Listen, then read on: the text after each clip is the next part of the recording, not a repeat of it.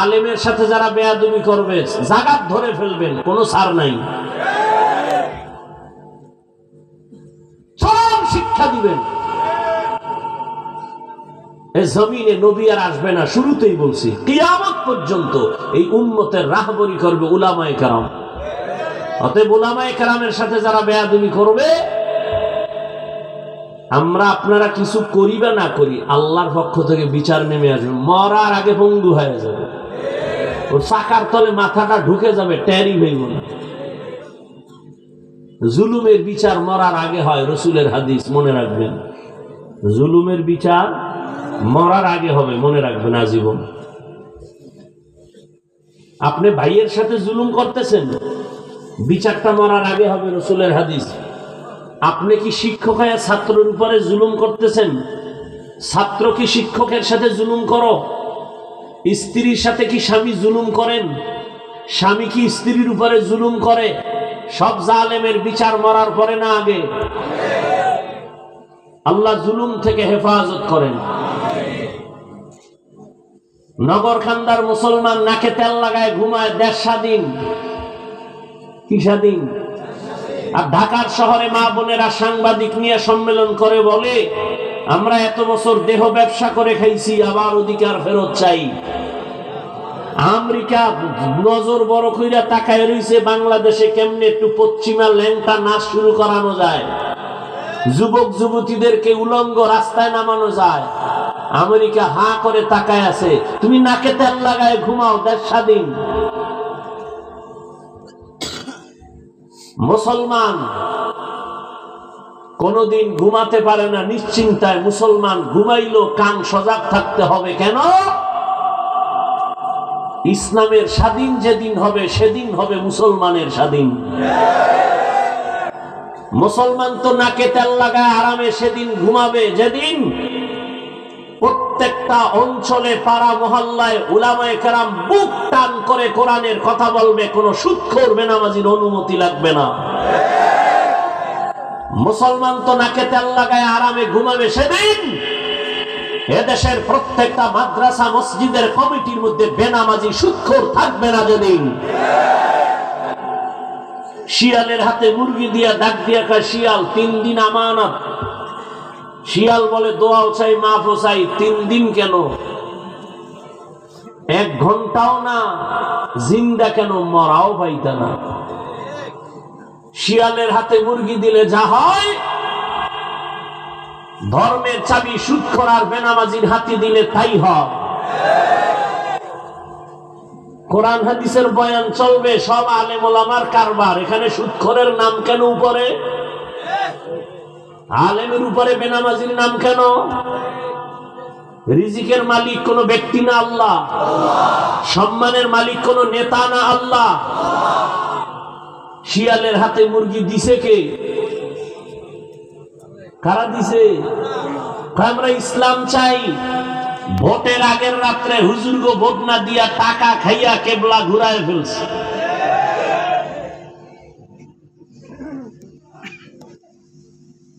আল্লাহ হেদায়েত না দিলে উপায় কি? ওই যে শুরুর থেকেই বলতে বলতে আসতেছি, আবু জাহিলের কথা। কপাল, 13 বছর বয়ান শুনাও কালেমা পড়ে না, আর 27 বছরের যুবক গিয়া নবীরে জবাই করার পরিবর্তে কালেমাওয়ালা হইয়া তরবারি নিয়ে দাঁড়ায় গেছে। বাইতুল্লাহর পাশে দাঁড়ায়, আই মুশরিক, কাফের, মুহাম্মদের বিরুদ্ধে একটা কথা বলবি, মুহাম্মদের প্রয়োজন নেই, আমার তরবারির সামনে আয়। কে? কে? আল্লাহ হেদায়েত দান করুন। মুসলমান সজাগ দৃষ্টি রাখো। জীবনভর নাপাক তো কম খাও নাই, আর কত খাইতে মন চায়? বহু নাপাক খাইছো। এখন একটু আলেমদেরকে মাথার সাথে মিলাও, বুকে মিলাও, মহব্বতের নজরে ডাকো। আলেমের সাথে বেয়াদবি করলেই পতন, করলেই পতন। দেখতে দেখতে বড় হইছো, আর কত?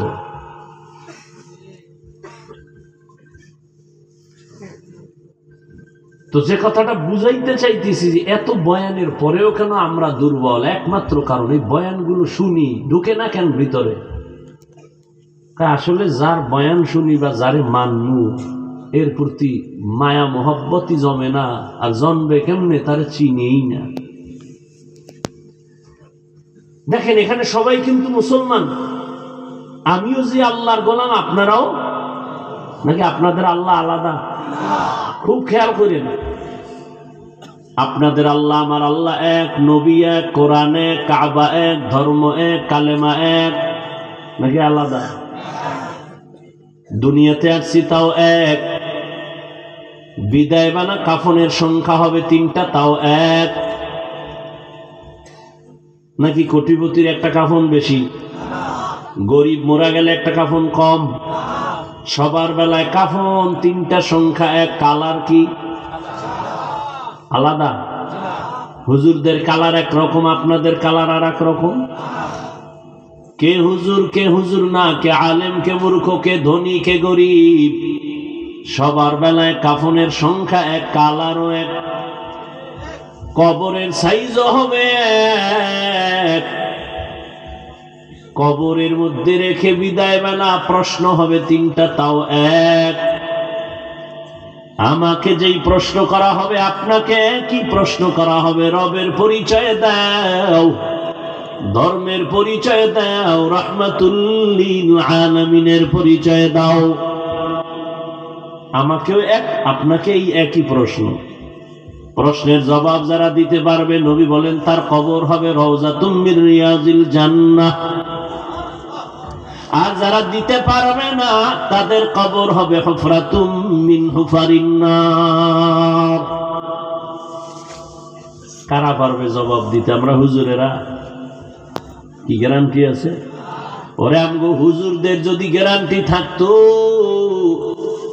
তাহলে এই জমিনের মধ্যে জান্নাতের টিকিট হাতে পাইয়া আবু বকর সারা জীবন কান্না করতেন না।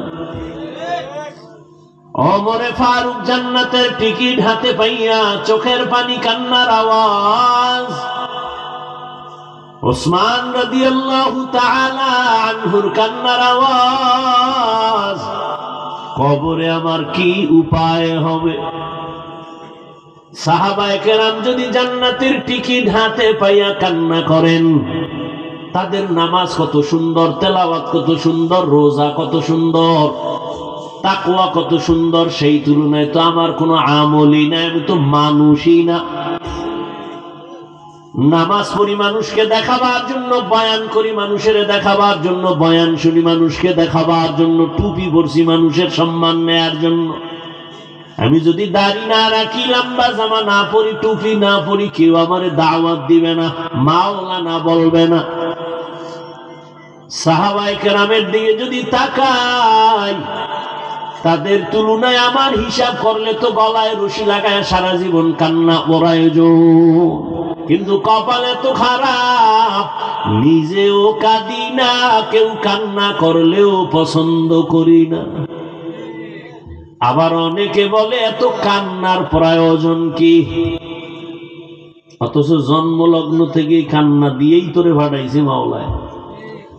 কি দুনিয়াতে আইসেই শুধু কান্না, আম্মু কইতে পারো না, আব্বু বলতে পারো না, টাকা লাগবে বলতে পারো না, খানা লাগবে বলতে পারো না, বাথরুমে যাব বলতে পারো না, একটাই তোর পুঁজি কান্না, কান্না, কান্না, কান্না, কান্না। ওই কান্নার পুঁজি দিয়া মাকে বুঝাইছো, কান্না দিয়া কি চাইতেছো বাবাও বুঝে না। মায়ের ভেতর আল্লাহ একটা রাডার বানায় দিয়েছে, আম্মা জান ওই রাডারে ধরা পড়ে সন্তানের কান্নায় কখন কি চায়। আব্বাই কয় বাচ্চা খাদে কেন, ক্ষুধা লাগছে খানা দাও বিবি। আম্মা কয় না 3 মিনিট আগে খাওয়াইছি। কয় তা কাঁদে কেন? কয়টা তুমি বুঝবা না, আমি বুঝি। কয় কি? কয় বাচ্চা ঘুমের আগে কান্না করে, এখন ওর ঘুমের কান্না চলে। ঠিক নেই? কান্না এমন একটা পুঁজি যে কান্না আম্মুকে যখন ডাক দেয়, বাচ্চারে আম্মু ডাক দেয়, আম্মু, মা জবাব দেয় না, হুনছে কাজে আছে। আবার ডাক দিছে আম্মু, জবাব দেয় না, আবার ডাকছে আম্মু, জবাব দেয় না। এবার কান্না, আরে একটু আওয়াজের সাথে ডাকের সাথে একটু কান্না কান্না ভাব। মায়ের অন্তরের মধ্যেও কিন্তু ঢেউ তুফান চলতেছে, কান্নাও শুরু, মায়াও বাড়তেছে। এক পর্যায়ে যখন সন্তান কান্না করে একটু মাটিতে বইরে গেছে, মা চুলার উপরে রান্নার আগুনটা বন্ধ করে একটা দৌড় দিয়া বাচ্চার সামনে আসছে, কোলে দিয়া কয় কাঁদবি না। বাচ্চাটারে সান্ত্বনা দিয়া আবার গিয়া রান্নার ঘরে গিয়া দেখে ভাত পুড়ে গেছে। এর নাম মা। চিনো না মায়ের? আল্লাহ হেদায়াত দান করুন। আমিনও কয় না? এত ভাব লইয়া বলছি, অজে বইলি খালি ভাব বাড়ে। জিন্দগি মে বন্দেগি তু কার নহে, জিন্দগি মে বন্দেগি তু কার নহে,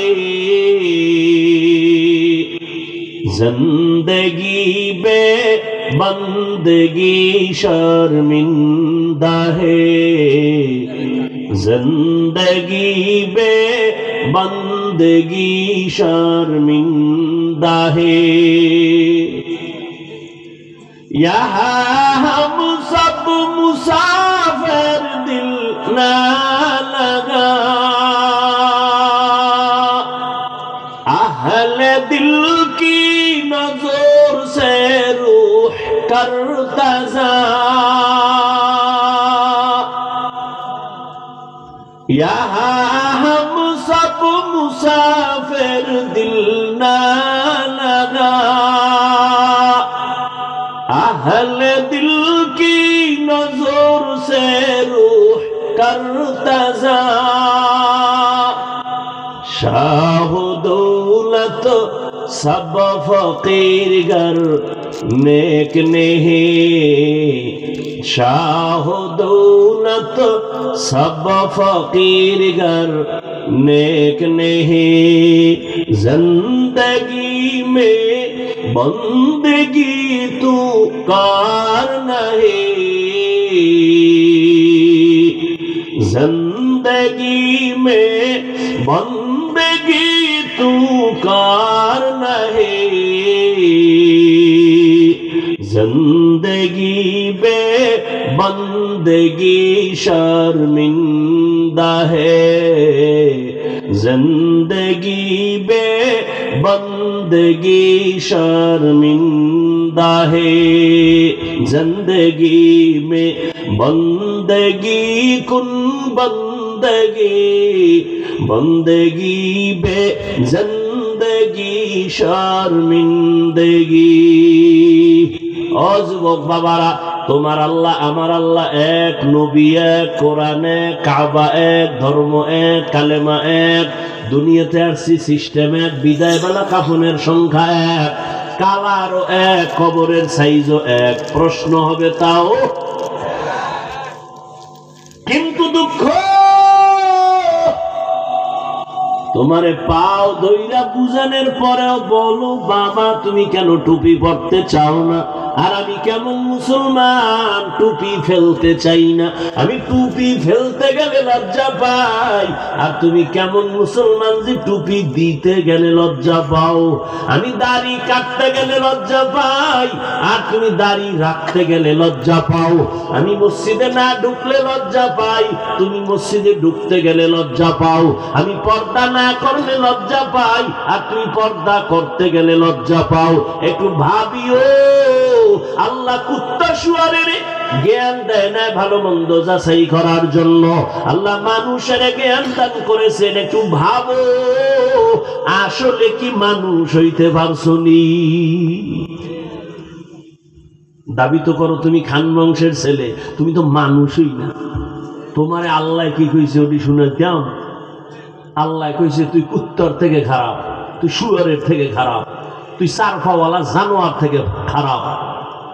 ওয়ালাকাদ যারানা লিজাহান্নামা কাসীরাম মিনাল জিন্নি ওয়াল ইনস লাহুম কুলুবুন লা ইয়াফকাহুনা বিহা ওয়ালাহুম আ'য়ুনুন লা ইউবসিরুনা বিহা ওয়ালাহুম আযানুন লা ইয়াসমাউনা বিহা উলাইকা কাল আনআমি বাল হুম আযাল উলাইকা হুমুল গাফিলুন।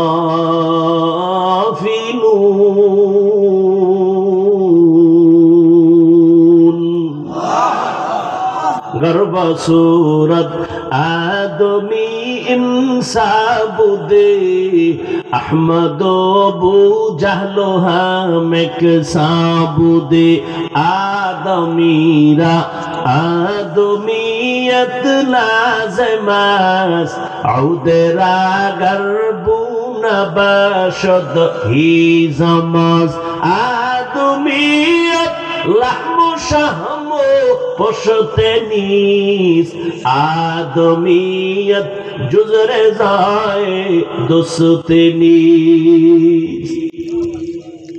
সবাই তো মানুষ কিন্তু সবাই তো মুমিন না, সবাই তো মুমিন কিন্তু সবাই তো নবী না, সবাই তো নবী তবে সবাই তো মুহাম্মদ না। জমিনে কুকুর বানাইছেন আমার আল্লাহ, সব কুকুর তো আল্লাহর কাছে দামি না। গরু যা বানাইছেন কে? সব আল্লাহর বানানো মাখলুক গরু, তবে সব গরু দামি না। মুসা নবীর সাথে যে গরুটার সম্পর্কে তার দাম আছে না নাই? রহমতের নবী বলেন মুসা নবীর সাথে গরুটা জান্নাতে যাবে। গর্তে পিপিলিকা, লক্ষ কোটি পিপিলিকার অভাব নাই, সব আল্লাহর বানানো মাখলুক কিন্তু সব পিপিলিকার দাম নাই। সুলাইমান নবীর সাথে যেই পিপিলিকার সোহবত আছে ওই পিপিলিকা জান্নাতে যাবে।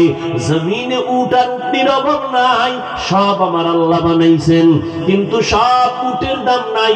রহমতের নবী যেই উটের উপরে সওয়ার হইছেন ওই উট জান্নাতে যাবে। ওই সালেহ আলাইহিস সালাম যেই পাহাড় থেকে উটনি চাইছেন ওই উটনি আল্লাহর জান্নাতে চলে যাবে। ও আল্লাহর গোলাম, জমিনে গাধার অভাব নাই, তবে উযায়ের আলাইহিস সালামের গাধার দাম বেড়ে গেছে, একমাত্র সোহবতের কারণে জান্নাতে যাবে। সোহবত। ফেরাউন না মুসা নবীর তো কম জ্বালা, এই উঠলে কিন্তু মোনাজাত দিয়ে দেব, টের ভাও না, একটা চিৎকার দিয়ে দেখো ঘরের দরজা আটকাইয়া, ঘরে বলে চোর ঢুকছে, চোর। অন্ধকারে একটা চিৎকার দিছে চোর কইয়া, সারা রাত্র দরজা দিয়া ধাক্কাইছে, সকালবেলা আলোর মধ্যে দেখে যে দরজা ভাই না, জানালা ওদের ধাক্কায়। পৃথিবীতে ওলামায়ে কেরামের মতো কষ্ট কেউ করে না, যে দাবি করবে সে মিথ্যাবাদী। আর কথা বলার মতো কষ্টের কাজ পৃথিবীতে আর একটাও নাই। আর সে কথা যদি হয় আনলিমিটেড, আর সে কথা যদি হয় মুখস্থ, তাও লেখা নাই। আবার সে কথা শুননেওয়ালা যদি হয় ভ্যারাইটিস, মনের মালিক। এক লাইনের মানুষ হইলেও তো টেনশন নেই, তাবলীগওয়ালারা এক লাইনে বয়ান দিয়া দৌড়, হরেক লাইনের মানুষ এখানে বসা। কেমন লাইন? বয়ান শুনে ঠিক ফট করে গালি দিয়া লাগবে, আল্লাহর পর্যন্ত নামায় ফেলায়। ফেরাউন না মুসা নবীরে জ্বালাইতেছে, চ্যালেঞ্জে আইছে জাদুঘর। ঘটনা আপনারা জানেন, এক পর্যায়ে মুসা নবীরে দিছে ধাওয়া, নবী আত্মরক্ষার জন্য চলে গেলেন, লোহিত সাগরের সামনে দাঁড়ায়া লাঠি দিয়া বাড়ি মারলেন, 12টা রাস্তা হয়ে গেল, নবী পার হয়ে গেলেন। ফেরাউনের দলবল সব দৌড় দিছে, রাস্তার মাঝখানে যাইয়া আবার পানির মধ্যে ডুইবা মরছে। মুসা নবী চাইয়া দেখে আমার একটা কঠিন দুশ্মন, এটা মরে নাই। কোন দুশ্মন? কয় জাদুঘরের সঙ্গে তাল মিলে ও দিকে দূরে দূরে ঘুরছে আর আঙ্গুল দিছে, এমন ভাবে ইঙ্গিত করে করে ওইটা আমার জ্বালাইছে। মুসা নবীকে আল্লাহ এটার মারলা না, এটা একটা তামসা করলাম, এটা আমার তো অনেক কষ্ট দিছে, জাদুঘরের সামনে মারলা না কেন? আল্লাহ কয়, ও মুসা তুমি দেখছো নি লোকটার দিকে তাকাইয়া? ওটার মাথার দিকে তাকাও, শরীরের দিকে তাকাও, তোমার রঙে রং লাগাই না, তোমার পোশাক, তুমি যেরকম পোশাক ওর পোশাক এরকম। আমার রসুলের পোশাক যার গায়ে থাকে